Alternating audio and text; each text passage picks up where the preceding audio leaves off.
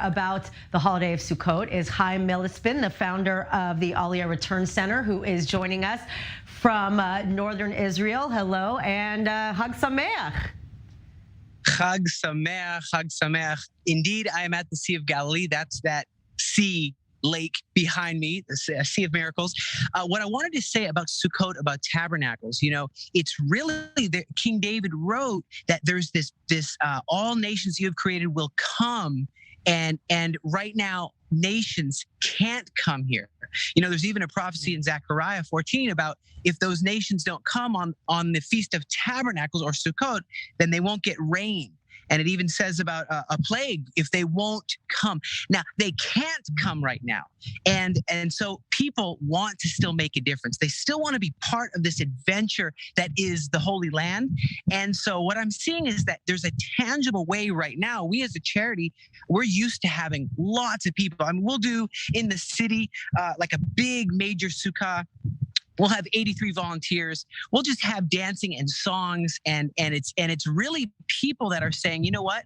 It's not enough to have a Greek philosophical understanding of wow, Israel's important today, but to have a more of a Hebraic action-orientated understanding of we can work and physically get our hands dirty and help Israel. And when they can't do that, I don't know if you know, in 2019, there was 4.55 million tourists and who care about Israel, who can. And now when those and many more who want to come here can't get here, well, we're offering a way that they can tangibly, practically help even if they're physically not here. For example, just below, you can hardly see it, but we've opened a new, this lone soldier house, our second one. And we didn't do it. I mean, I got no money, but it's people around the world who just love Israel, said, we want to be a tangible, hands-on. And so and the mayor and everybody and chief Chabad rabbi, and we were able to open this lone soldier house, but it didn't end there. Some other people said, hey, we'll keep blessing. So how are people going to be able to participate, in what you're doing? Is it, for those that obviously are not able to, fly and come into Israel, which we know there's a lot of frustrated people abroad that just can't get here? True. Well, yeah. So normally there's just such a celebration. They learn the whole Torah dance. They just learn the dances of Jerusalem, the dances of the Galilee, and it's such an jubilation. But they can't get here now, so we'll do an online thing where we'll do this sing together.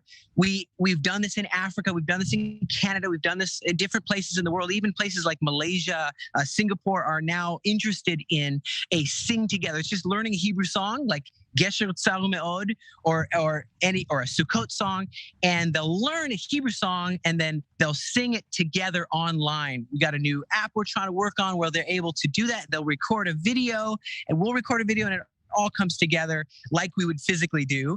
And that's one way we're able to engage them. Like I said, the other way is just keeping them really up to date about not just these holidays, but like, for example, what happened in Holon when these 36 families were left stranded. Immediate action. Immediately, people are like, we want to get them some food vouchers.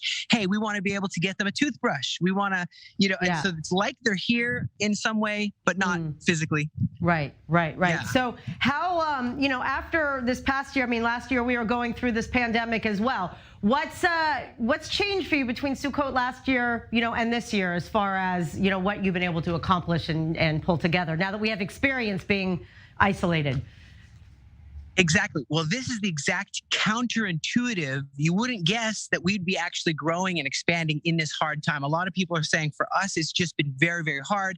We have our businesses are this, but for us, we're saying, well, when the nations can't play their role written in the Bible to stand with Israel, to be part of this story in some way of free peoples, well, actually we have more and more interest. I imagine those millions of people are now online. So we've kind of turned into like, we're not as good as I-24. We're kind of like this media presence. We're trying to always, every step of the way, showcase tastes, flavors. We have a virtual tour now of the whole land, 52 sites, where we'll take people virtually and they can just 360 pictures and they look around and it feels like they're here.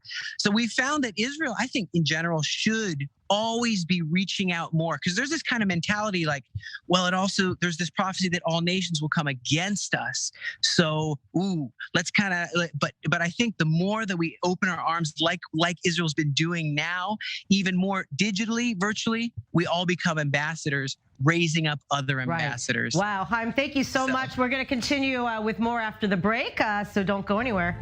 Stand by where you're in that beautiful, beautiful spot. Please don't go anywhere. We'll be back with much more after the commercial break.